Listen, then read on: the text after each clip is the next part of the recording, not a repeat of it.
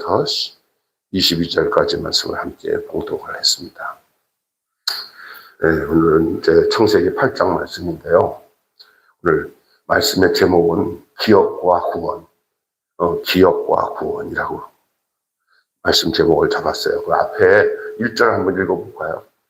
1절을 다시 한번 읽어볼게요. 시작. 하나님이 노아와 그와 함께 방주에 있는 모든 들짐승과 가축들을 기억하사 하나님이 바람을 땅 위에 불게 하심에 물이 줄어들었고. 오늘 말씀의 제목은 기억과 구원이라는 말씀으로 함께 나누겠습니다. 주를 기억하고 주께 기억되는 나의 일상이 우리의 일생인가 하는 질문을 한번 해봅니다. 이 말은 뭐냐? 나의 일상과 삶이 또 내 일생이 주님을 늘 생각하고 주님과의 관계를 가지고 주님을 기억하며 사는 것뿐만 아니라 나와 함께 하시는 하나님이 나에 대하여 늘 내가 평소 알지, 그래, 어떻게 지내는지 한번 볼까 하고는 관심을 가지고 나를 기억하고 있는 거예요. 그래서 옛날에 우리가 대화 나누다가 이게 무슨 얘기하다가 저 기억나세요? 저 알고 계세요? 저에 대해서 생각하고 계세요? 그 말이잖아요. 이 말은 뭐냐? 나를 도무지 모르는 관계가 아니라 나에 대해서 늘 생각하고 기억하고 과거에 있었던 일, 또 추억들 이런 걸 다 생각하고 있느냐 그 말이죠.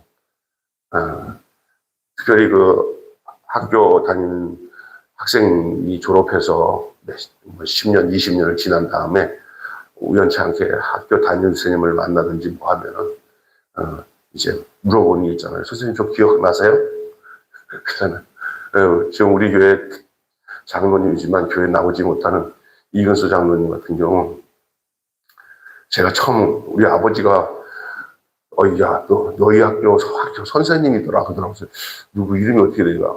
이근수인데 이쪽에 내가 복덕방, 우리 아버지가 복덕방 했잖아요. 이제 왔다면서 내가 영도중학교 나왔는데 이렇게 얘기하다가 내가 우리 담임이었고 수학 선생님인데 저를 기억하시려나 모르겠어요. 내가 그랬더니 우리 아버지 가서 얘기했더니 아니 내가 왜 김병수를 모르냐고 그러더라고.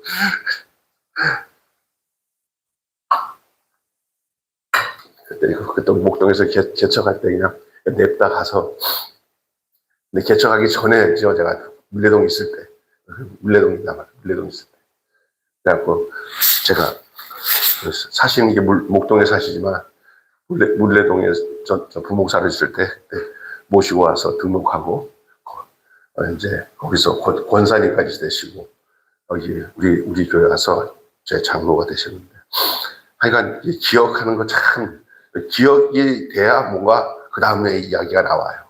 기억을 못하면 그 다음 단계가 나타나지 않아요. 하나님과 나의 관계에서 하나님이 나를 기억했다라는 말은 굉장히 중요하잖아요. 오늘 보세요. 1절에 하나님이 누구를 기억했어요? 노아와 그의 가족들을 기억하사 그랬어요. 내가 홍수가 그냥 우연치 않게 홍수를 내린 게 아니에요. 다 거기에 뜻과 목적이 있으니까 하나님은 그걸 잊지 않고 다 기억하고 계셔요. 그 기억 속에는 당신의 계획과 뜻이 담겨져 있는 줄로 믿습니다. 예. 그래서 역사에도 그 정점의 시점이 있어요. 역사에도. 그것을 통과하면서 대세가 판결 나듯이 하나님의 바람이 불자 하나님께서 불어일으키신 바람이 막 불기 시작하는 거예요. 그러니까 물이 퇴각을 하는 거예요. 물이 점점 줄어들고 밀려나기 시작합니다. 아무리 심판이 강해도 때가 되면은 멈추는 날이 있고 또 그것이 줄어드는 날이 오게 되는 거예요. 어떤 정점에 이르러서는 그 이상으로 안 넘어와요. 그러니까 이런 것을 잘 기억하려면 여러분이 알아야 되는 거예요. 화가 잔뜩 났을 때는 말도 걸지 말고 기다려야 돼요. 우리 박남수 목사랑 같이 있다가 박남수 목사님 분이 차가지고 화가 났을 때는 저는 그냥 꼬리를 내려 조용해요. 시간 지난 다음에 얘기해. 그런 경우가 있어요. 뭐 목사님만 아니라 다른 분도 마찬가지예요. 잔뜩 그냥 화가 났을 때는 얘기해도 그때는 도리어 서로 감정만 상해. 그럴 때는 가만히 있어요. 그냥, 아유, 화가 났구나. 아유, 좀 분이 풀할 때. 어떤 시간이 딱 지나면, 아유, 내가 잘못했지, 이러면 안 되지 하고 쑥 내릴 때가 있어요. 이게 우리 인생이 다 그래요. 그러니까, 자녀와 부모 관계도 그렇고, 어떤 대인 관계도 그래요. 이게 어떤 정점이 있을 때, 그때를 잘 봤다가, 그 뒤에 이제 이게 줄어들어요. 이게 물도 마찬가지예요. 막 홍수가 나서 막 잔뜩 쳐서 온 세상이 덮였는데, 그게 끝까지 가겠습니까? 어느 종점이 있죠. 그때부터는 점점 물이 줄어들어요. 그때 하나님이 바람을 불어서 이 물이 퇴각시켜서 점점 줄어들는 거예요. 오늘 그 이야기가 나오고 150일 동안 물이 찼어요. 홍수가 엄청나게 비가 내리고 150 날이 됐다가 그때서야 물이 멈췄어요. 네, 이처럼 심판의 의지를 극복한 하나님의 은혜는 새로운 인류가 새롭게 시작할 수 있는 토대가 되는 것이기 때문에 첫 창조도 새 창조도 모두 누구의 일이냐? 하나님의 일이에요. 처음에 창조하실 때 아담과 하와부터 해가지고 선지를 창조하실 때도 그 일이 사람의 일이 아니라 하나님의 일이었고, 이 노아의 홍수로 인하여서 다시 새롭게 인류가 시작되는 이 시점도 하신 일이 사람의 어떤 일이 아니에요. 누가 할 수 없는 일이 아니에요. 하나님이 하신 거예요. 이 세상 모든 하나님과의 관계 속에서 일어나는 모든 일은 사람이 하는 것 같지만 그건 쏟고 있는 거예요. 다 하나님의 일이신 줄로 믿습니다. 지금도 하나님이 일하셔요. 그래서 예수님이 이런 말씀하셨어요. 아버지가 일하니 나도 일한다. 우리는 예수님께 속한 사람이잖아요. 그러니까 아버지의 하나님이 일하시니 우리 예수님도 일하셨듯이 우리 예수님이 내 안에 계셔서 나를 통해서 또 일하신다. 할렐루야. 그 일이 내 일이 아니야. 하나님의 일이야.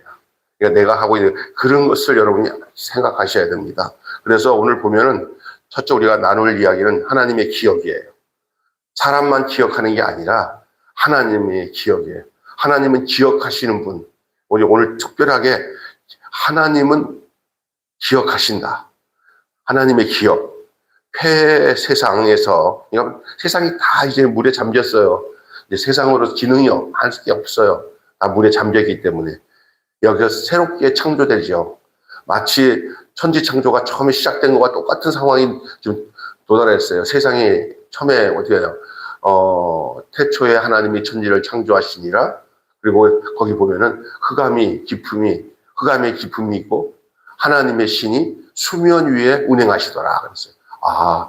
이 노아의 홍수의 그 현상을 생각하고 이 창세기를 기록한 이 모세는 마치 노아 때의 홍수로 덮어진 이 온 지구상의 모습이 천지 창조 이전에 말씀으로 천지를 창조하신 그 하나님이 태초의 말씀으로 천지를 창조하신 하나님이 2절에 보니까 하나님의 신이 수면 위에 운행하시더라 그랬어요. 그게 동일한 선상에서 이게 생각하면서 이 창세기를 기록한 것 같아요. 이 노아의 홍수로 인해서 심판받고 인류는 다 죽고 노아의 가족만 남았을 때 이제는 재창조, 새로운 시작을 알리는 내용의 그 첫 마디가 바로 이 땅 위에 홍수로 물로 다 덮여진 그 창조 이전의 모습과 동일하게 표현하고 있는 것을 기억하면 되겠습니다. 네. 하나님의 기억에서 시작되는 거예요. 하나님이 노아의 언약을 잊지 않았어요. 노아와 언약 맺었잖아요. 홍수로 이 세상을 심판하시기 이전에 노아에게 하나님이 하신 말씀이 있어요. 그게 뭐냐? 이 세상을 내가 다 심판할 것이다. 너는 저 산에 올라가서 방주를 지어라.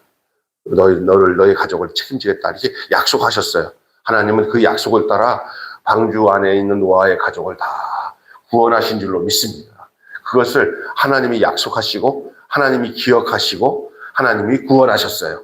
하나님이 약속하시고 따라서 합시다. 하나님이 약속하시고 하나님이 구원하시고 하나님이 기억하셨다. 아멘. 기억하는 가운데 이제 그 구원이 일어난 거예요. 그냥 우리 신앙생활을 뭐냐면 약속 가운데 하나님이 날 기억하신 그 근거에서 구원하는 거예요. 그러니까 여러분은 다 주의 약속 안에서 그 근거 삼아서 예수 그리스도 말미암아 약속 가운데 구원받은 사람인 줄로 믿습니다.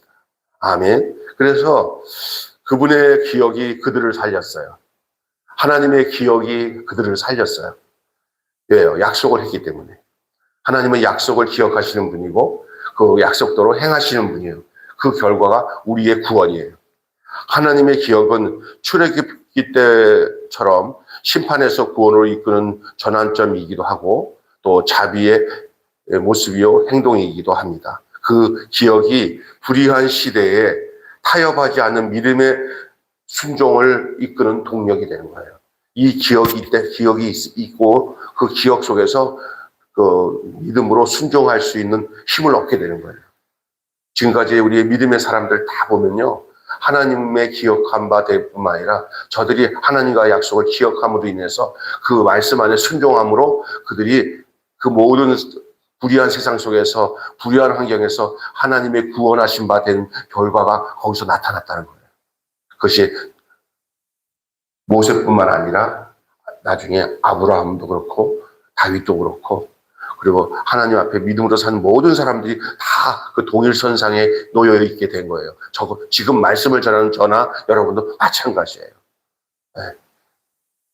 그 원인, 그 시작은 하나님과의 관계 속에서 하나님의 기억 속에 그리고 그분과의 약속 속에서 우리가 순종으로 믿음의 순종으로 나타난 힘에 의하여서 우리가 이 불의한 세상 속에서 환경 속에서 조건 속에서 하나님의 구원하신 바 되는 것이죠.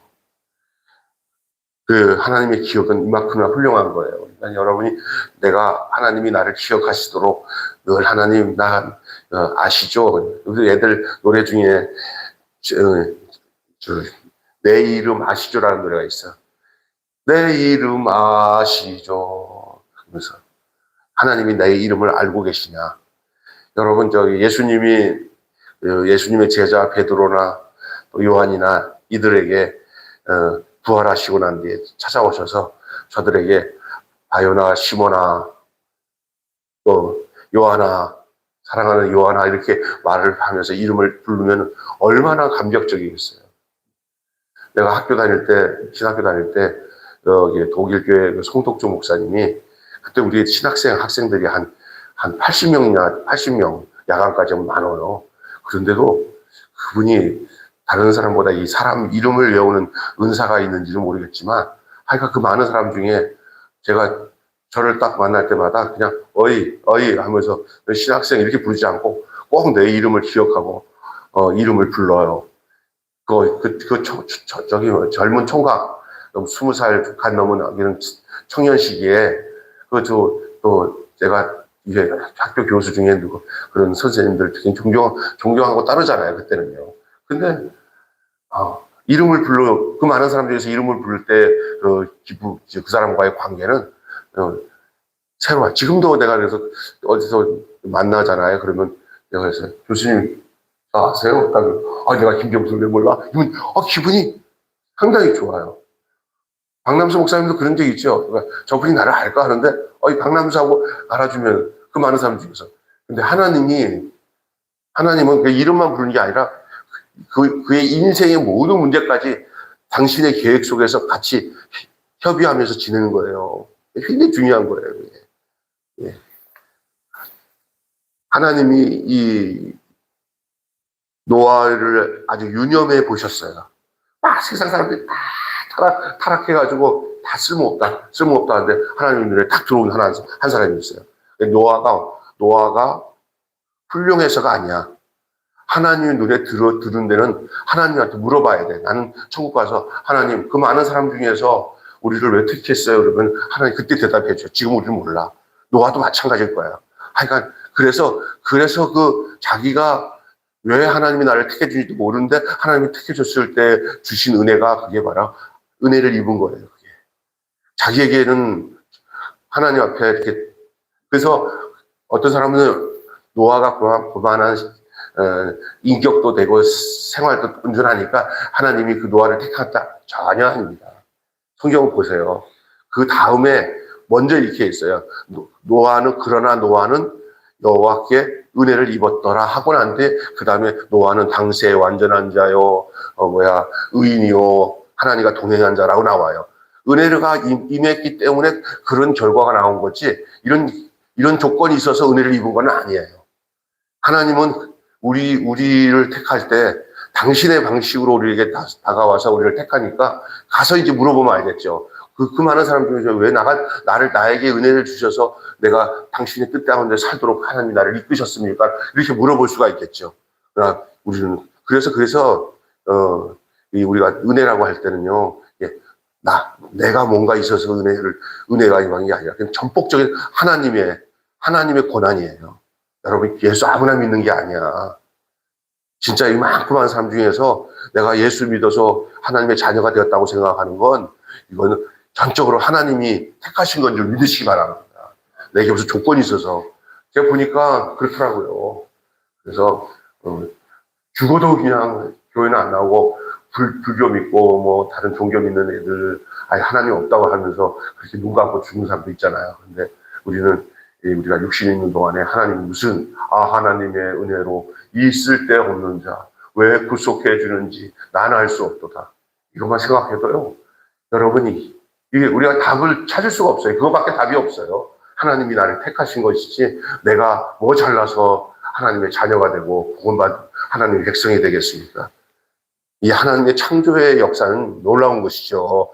홍수로 뒤엎는 이 세상에서 생명이 살만한 땅이 드러나는 이 과정은 첫 창조의 재현이에요. 첫 창조의 재현.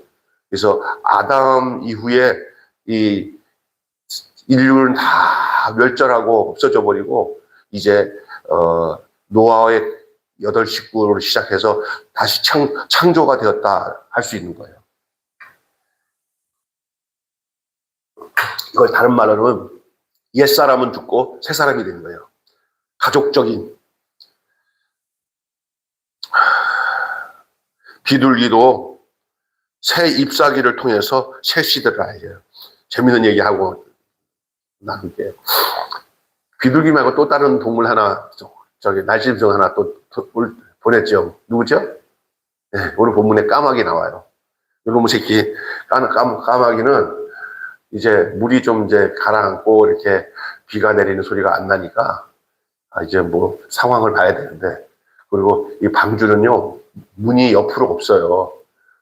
옆은 다 그냥 완전히 통짜배로 잠수함처럼 옆에 문이 없고요. 노아의 방주의 문은 어디 있어요?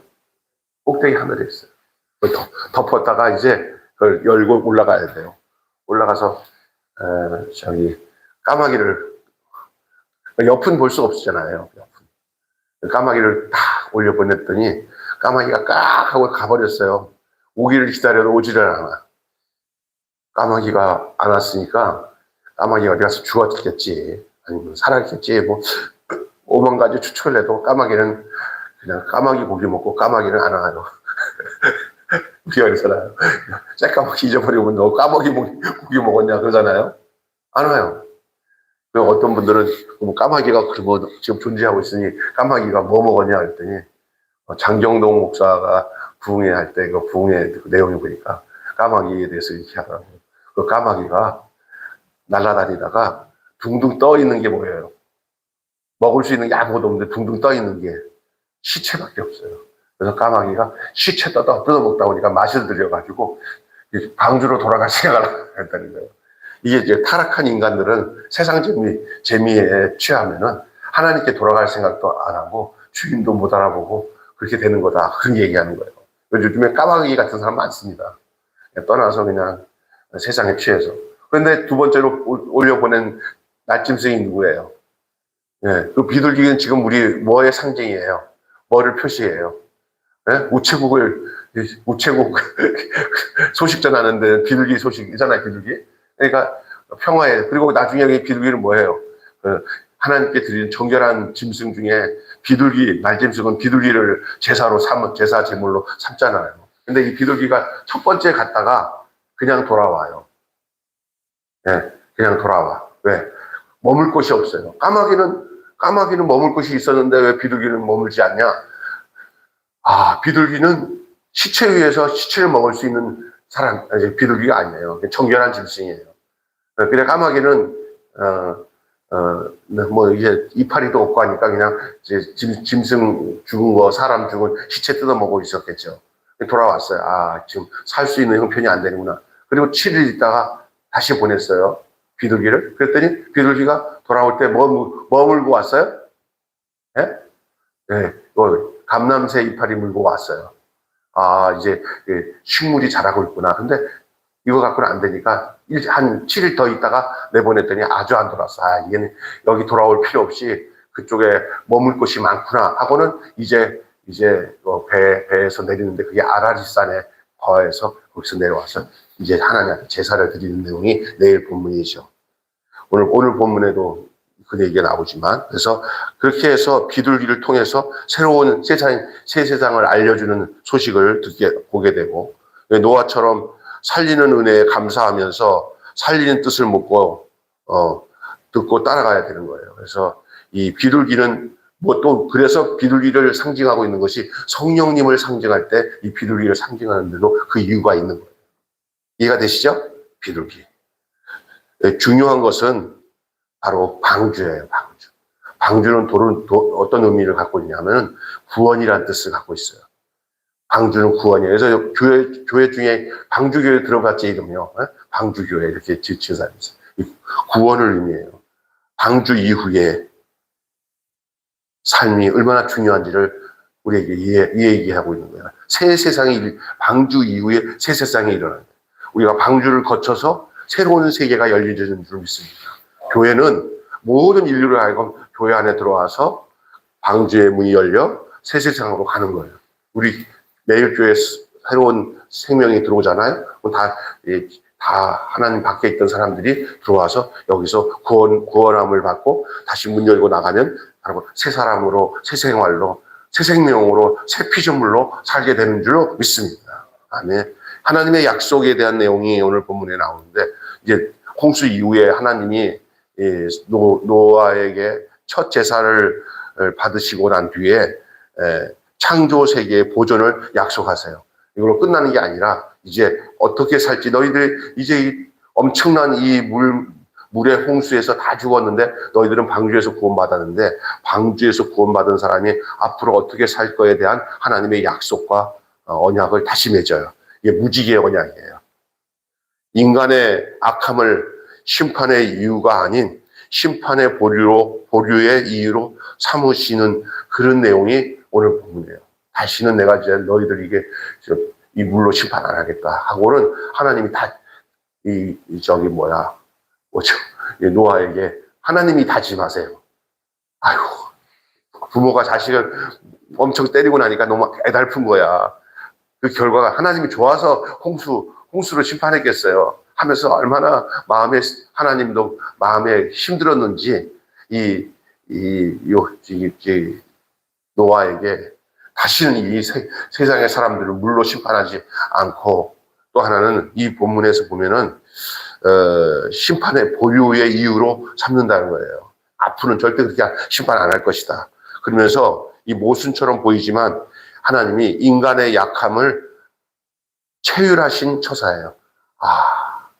너희들이 본래 이렇게 약한 존재고 죄악에 노출되면 넘어지고 쓰러지고 이렇게 약한 존재라는 것을 내가 이제 알았다라는 그런 마음을 가지신 처사로 하나님이 약속하신 거예요. 전에같이 인간에 대한 기대를 너무 갖지 않는 거예요, 하나님이. 이게 기대를 갖지 않는다는 것은 버린다는 게 아니라 요걸 이런 처음에 이 홍수로 심판을 할 때 그 하나님이 막 속상해가지고 대하지 않고 너희들을 기초부터 천천히 내가 가르쳐서라도 내가 이끌어 가야겠다. 이게 이제 누가 그러잖아요. 어떤 뭘 가르칠 때 보니까 너무 기본이 안 돼 있으니까 화만 벌떡벌떡 내는 선생님들이 있다가 아이고, 아니다. 얘가 보니까 하루아침에 해결될 일이 아니구나 하고는 마음을 바꾸니까 방법이 보이더라 하는 선생님이 있었어요. 그런 것처럼 하나님도 인류를 대하는 자세가 하나님 편에서 내가 다시는 너희들 이런 식으로 너희들 다루지 않고 내가 멀리 하나님의 내가 내 계획과 뜻을 경륜을 가지고 내가 너희들을 그 온전한 너희들의 삶을 완전히 구원하는 그 목표에 이를 때까지 내가 너희들을 참고 인내하면서 너희들을 이끌어야겠다. 그 약속을 하는 거예요. 쉽게 내가 너희들을 막 물로 심판하는 거 또 심판하고 또 심판 이렇게 안 하겠다. 좀 멀리 거리를 두고 계획적으로 천천히 너희들 내가 원하는 목적에 이를 때까지 너희들 그렇게 너희들 인도해야겠다라는 약속이에요. 그것이 후속사예요. 예수님이 오셔서 우리를 구원하는 그 마지막 경점에 이를 때까지 아슬아슬한 그 씨가 없어지고 그 왕이 없어지는 그런 아슬아슬한 끊어질 것 같은 그런 찰나가 있었지만 그래도 하나님 그걸 계속 이어서 예수님이 오실 때까지 이 구원의 역사가 끊어지지 않도록 하나님이 인도하셨다는 사실을 기억하면은 이 말이 무엇인지를 이해가 될 줄로 믿습니다. 아멘. 우리 개인도 그래요. 타락해서 완전히 하나님을 떠날 것 같은데 어떻게 보면 하나님이 또 붙잡고 또 참아주고 아유 진짜 내가 하나님이라서 나를 수백 번 버렸을 텐데 하나님이 나를 여기까지 인도하는 거 보니까 뭐 이런 거 있잖아요. 그런 거예요. 하나님 그런 약속을 하는 거예요. 무슨 얘기냐? 심판 보류 이유로 하나님이 언약을 맺어요. 심판하겠다는 그런 언약을 맺는 게 아니라 이 하나님이 노아와의 언약은 심판을 보류한다는 이유로서의 언약을 맺어요. 이것은 모순처럼 보이는 것 같지만은 인간의 약함을 하나님이 동감하시고 체휼하시는 데서 시작된 것이에요. 한 사람이 온전해지기까지 오랜 인내와 시간과 그 참고 인내하는 기간이 필요하다는 것을 하나님 먼저 아신 거예요. 한 인간이 온전해질 때까지 각고의 노력 또 참고 인내하는 그 기간이 필요하다는 사실을 우리 인간만이 아닌 하나님마저도 그것을 염두에 두고 약속을 다시 무지개 약속을 하며 노아에게 약속하는 것이 오늘 우리가 읽은 뒷본문의 이야기예요. 하나님도 그 같은 심정으로 우리 인류를 대하고 계신다. 하나님도 그 같은 심정으로 우리 인류를 대하시고 아니 지금 여러분과 저에 대해서도 하나님 지금까지 그렇게 대해 오셨고 앞으로도 그렇게 대하셔요. 그러니까 여러분이 너무 우리 하나님이 너무 앞뒤가 막힌 분이라고 생각하지 마세요. 얼마나 우리의 입장을 다 이해하시면서 우리를 이끌어 오시는 분인지를 여러분 알아야 돼요. 그래서 여러분이 성경 말씀이 필요한 거예요. 하나님 말씀이. 하나님과 교제를 많이 할수록 하나님이 어떤 분인지 아세요? 참고 인내하고 언제든지 자기 입장으로 생각 안 하시고 우리 입장으로 생각하시면서 다가오시는 분이 하나님이신 줄 믿습니다. 그렇다고 해서 우리 입장을 이해한다고 해서 우리를 죄악 가운데 방임하고 죄짓도록 놔두는 게 아니라 우리를 거기서 벗어나게 하기 위해서 하나님 그렇게 인내하시고 기다리시고 또 가르치고 해갖고 쉽게 심판하지 않고 심판이 이를 때 심판받지 않도록 하기 위해서 최대한으로 우리를 돌보시면서 그 지점까지 이르게 하나님이 하시는 분이 하나님이에요. 왜? 인간의 심성이 본지 악함을 아시고 오늘 보면 나와요. 본래 인간의 이 본성이 악함을 아시고 한탄하사 할렐루야. 그래서 하나님이 이제는 내가 전에는 인간의 이렇게 습성이 이렇게 악한 줄 모르고 그냥 이놈을 싹 쓸어버렸지만 이제는 이렇게 안 한다. 내가 구별 선택을 해서라도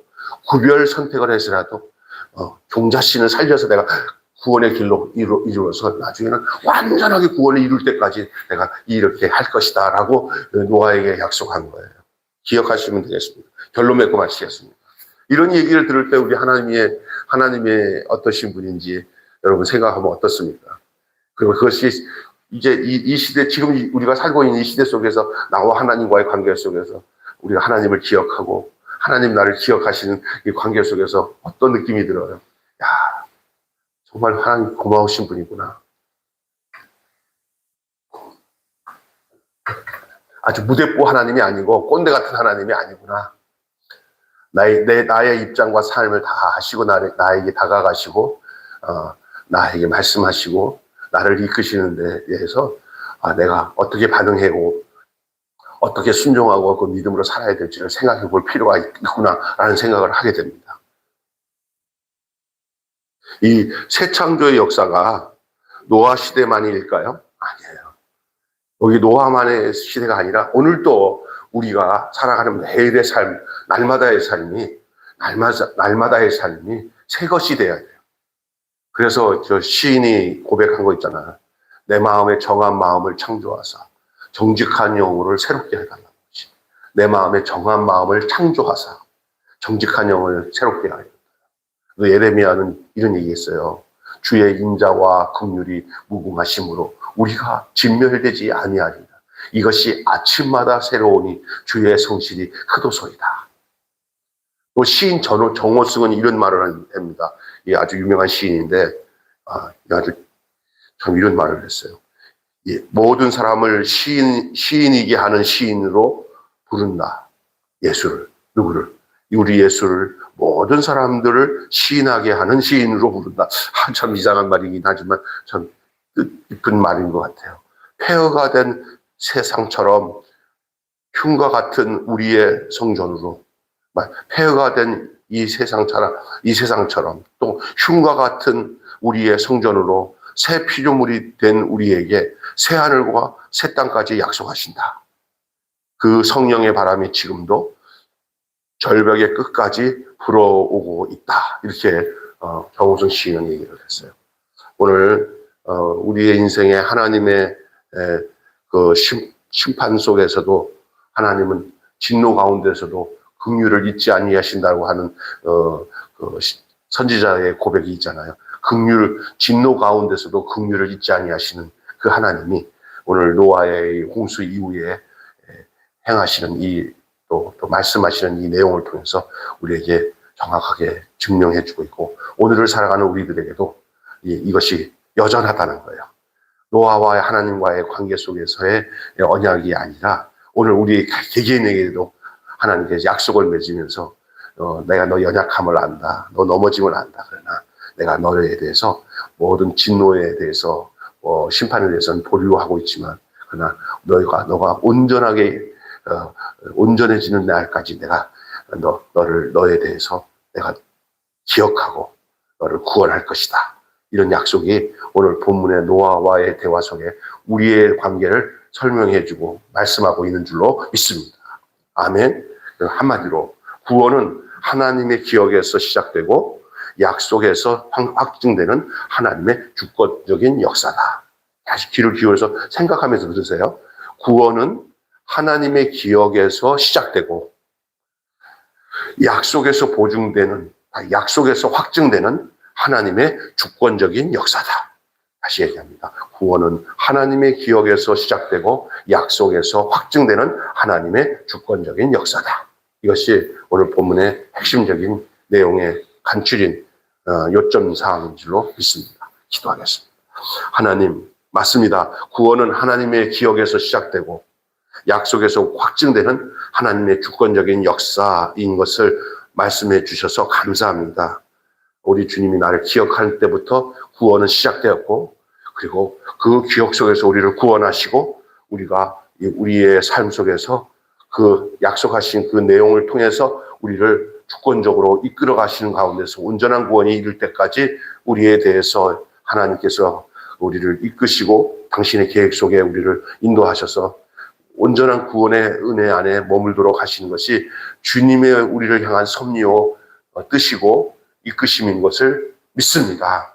여기까지 우리를 인도하신 거 우리에겐 잘난 구석이 하나도 없지만 노아에게 하나님이 은혜를 베푸셨더니 그 많은 사람들 가운데 하나님이 노아의 가족을 구원해 주셨을 때는 이것은 노아에게 뭔가 특별한 것이 있는 게 아니라 하나님의 은혜가 노아에게 임한 것처럼 오늘 우리에게는 잘난 구석이 하나도 없지만 하나님이 우리를 정말로 특별히 생각하시고 우리가 은혜를 입어 예수를 알고 구원받아 성령 안에서 살고 구원받은 백성으로 살면서 연약함을 가지고 있지만 그것까지도 우리 하나님이 채울하시고 동감하시면서 우리를 이끄시는 그 섬세하신 주님의 사랑과 인도하심에 찬양과 영광을 돌리지 않을 수가 없사옵나이다.